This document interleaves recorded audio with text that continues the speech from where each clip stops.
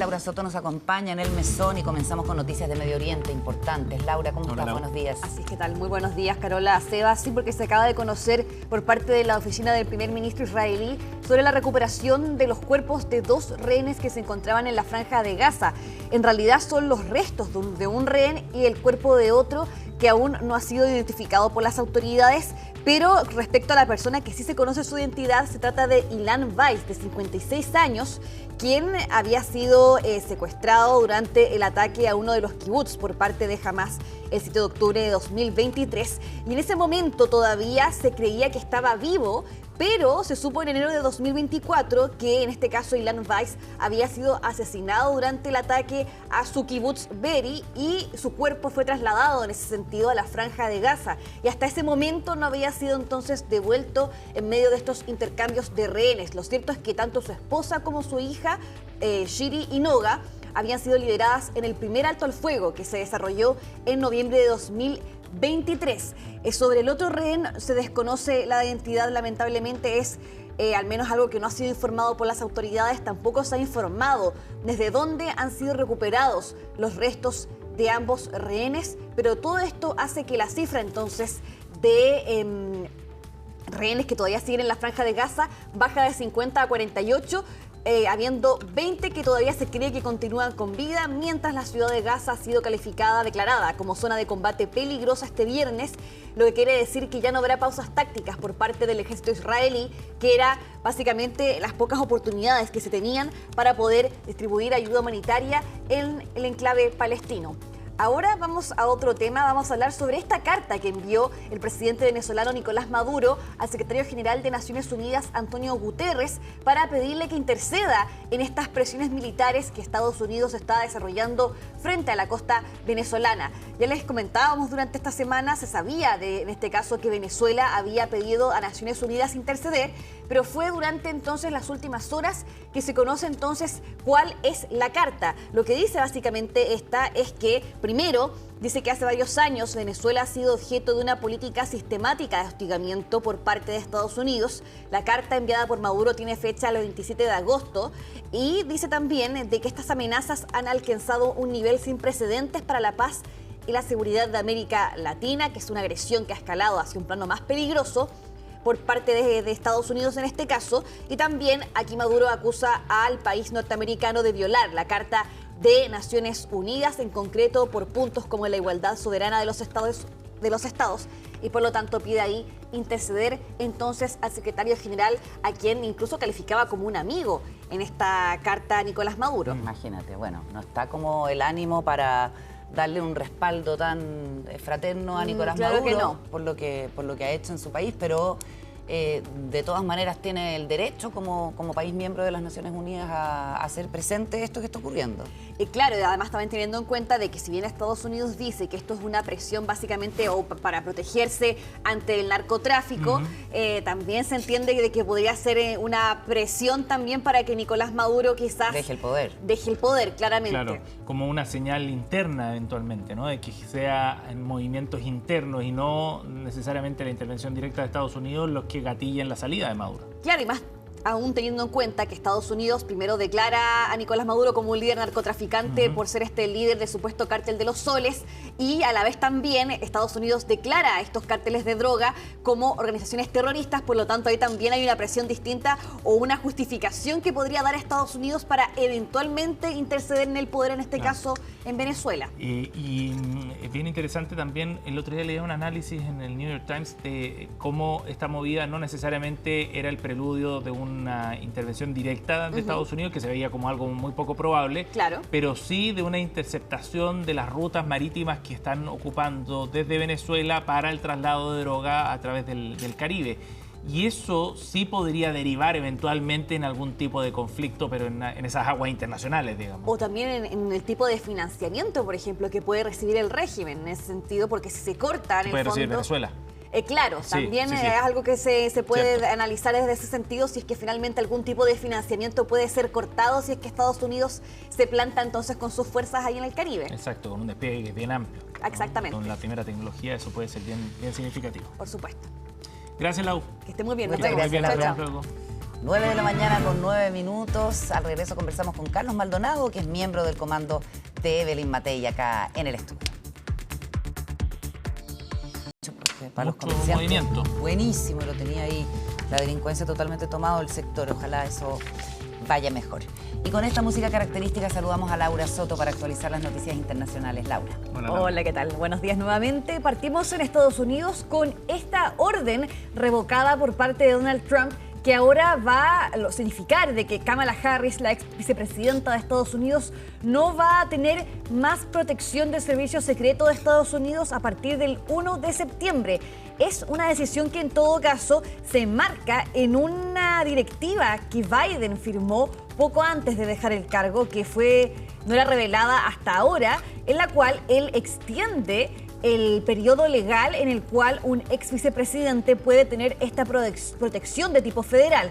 En el caso, por ejemplo, de los presidentes, la protección federal es vitalicia, pero en el caso de un vicepresidente, lo que dice la ley es que pueden tener esta protección 6 meses después de haber dejado el cargo. En cambio, Biden se la extendió por 1 año y por lo tanto ahora lo que decide Donald Trump es finalmente cancelar aquella orden presentada por Biden antes de dejar su cargo, y ahora entonces Kamala Harris va a perder esta protección de los agentes federales a partir del 1 de septiembre, quiero decir, y esto significa en la práctica, porque el servicio ahora la protegía las 24 horas del día, 7 días a la semana, estaban alrededor de su casa también en el centro de Los Ángeles. Eso lo pierde, pero además de aquello, lo que sucede ahí es que tampoco van a tener este análisis constante que provee el servicio secreto, claro, para saber si es que hay una amenaza posible contra, en este caso, la ex vicepresidenta. Oye, pero es súper delicado, entonces. Muy delicado.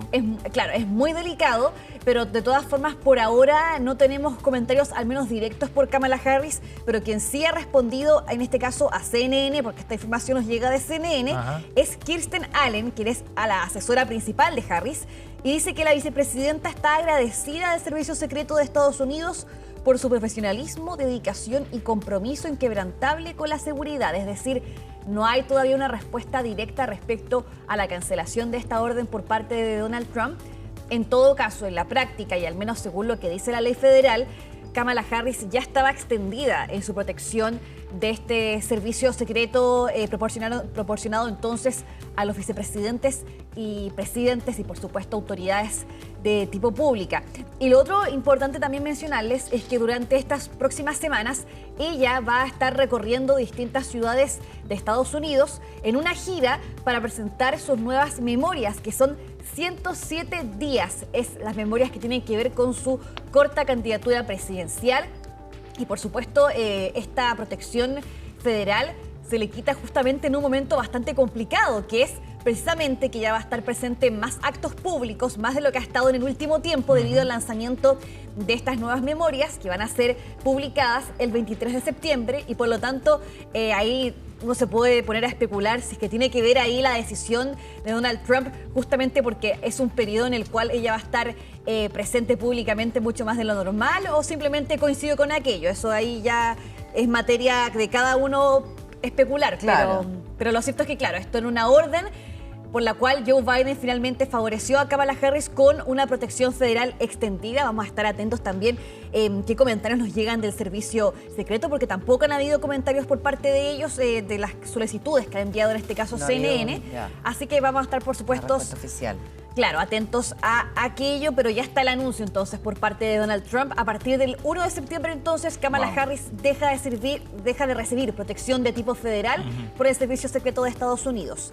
Ahora vamos a cambiar de tema, nos vamos hasta Tailandia, porque la primera ministra de dicha nación fue destituida por el Tribunal Constitucional de dicho país. Todo esto en medio de una polémica en la cual se revelan conversaciones que mantuvo con el líder de Camboya. Todo esto antes, recordemos, de las tensiones y también los ataques fronterizos que hubo entre ambas naciones, que podemos recordar bastante bien, en el cual ella conversa con este líder en medio de la enemistad, sabemos, entre ambas naciones, y se revela, claro, que ella misma lanza críticas contra el propio ejército de Tailandia, lo cual finalmente provocó bastante polémica y escándalo entre la población tailandesa, como un desaire a su propia población, por lo cual finalmente se decide que sea destituida. Estamos hablando de Paetongtarn Shinawatra, quien fue entonces despedida por violar la ética, se dice, tras esta llamada telefónica filtrada en junio pasado, donde se escucha entonces llamando a este ex líder de Camboya, Hun Sen,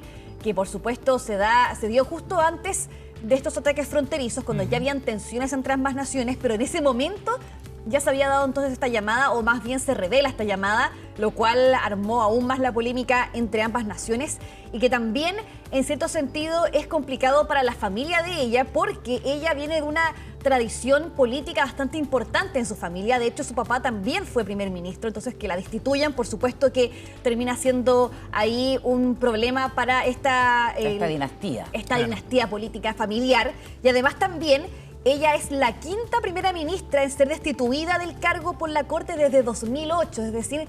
No es muy estable la cosa en Tailandia. No, 5 personas han sido destituidas entonces anteriormente por decisión del TC de Tailandia, así que también ahí vemos que la política tailandesa funciona de esa forma. No es necesario que el Parlamento se disuelva para elegir a un nuevo primer ministro, sino que tiene que haber en el fondo ahí una mayoría por parte de los parlamentarios para decidir quién va a ser el reemplazante, pero por supuesto que esto habla también, ¿no es cierto?, de lo que tú decías, que la inestabilidad que finalmente tiene en este caso el poder en Tailandia ahora con la destitución de esta primera ministra que tiene tan solo 39 años, es bastante joven.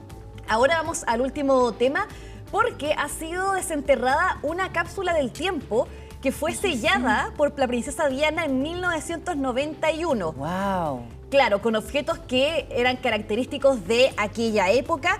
Es entonces un comunicado de prensa que entrega el hospital Great Ormond Street Hospital for Children, con el cual ahí sabemos que la princesa Diana tuvo una importante relación.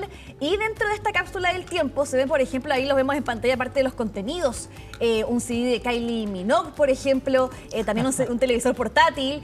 Ella fue la presidenta, de hecho, de este hospital en 1989 y fue 2 años después que ella finalmente participa en la ceremonia para sellar esta cápsula del tiempo, en la cual distintos niños, por supuesto, colaboraron entonces en la cantidad de artículos que finalmente fueron enterrados en esa cápsula, que también incluían, por supuesto, una foto de la princesa Diana, y ha sido desenterrada justamente para permitir la construcción de un nuevo centro de cáncer en Londres.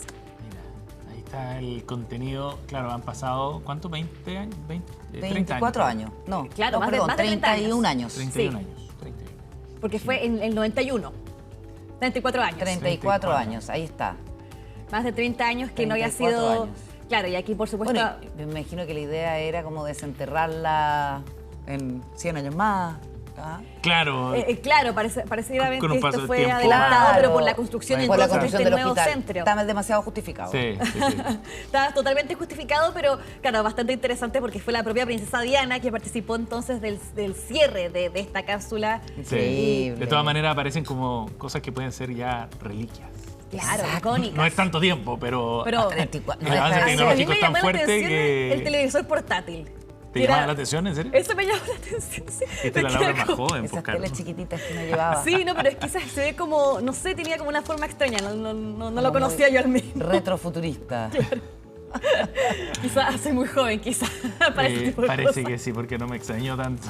No, bueno, a mí sí. Gracias, Laura. Exacto. Nos vemos, que estés estén muy bien. bien. Gracias, Laura. La brecha generacional. Imagínate que la cápsula es del año, no se enterró el 91. ¿Tú qué año naciste, Laura? El 96. Ah, bueno. Eso Ya ahí eso se lo entiende explica todo. Eso lo explica todo. Ok. Muchas gracias. Nos vemos Chao, dentro de un Laura. rato. Bueno, vamos a ir a otro tema, 10:25, para abordar...